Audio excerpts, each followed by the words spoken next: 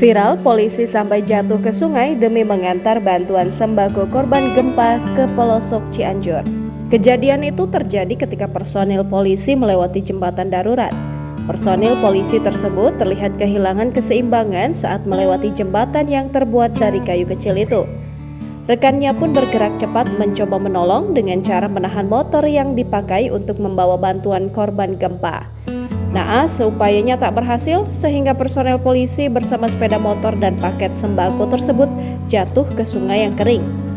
Adapun aksi kemanusiaan yang dilakukan personil polisi itu langsung mendapat ragam komentar positif dari warganet. Kenapa tidak? Meskipun personil kepolisian itu terjatuh, dia langsung sontak berdiri dan mengamankan bantuan sembako.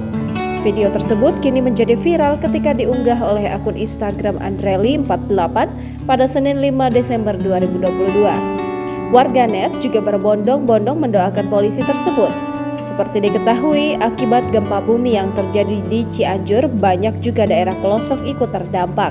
Oleh karena itu, medan sulit terjangkau kendaraan roda 4.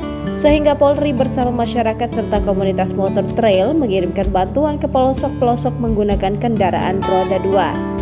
Sebelumnya, Kepala Divisi Humas Polri Irjen Dedi Prasetyo sudah mengatakan pendistribusian bantuan untuk korban gempa menggunakan motor trail pada Minggu 27 November 2022. Dua wilayah yang menjadi sasaran yakni di Kecamatan Cugenang dan Nagrek.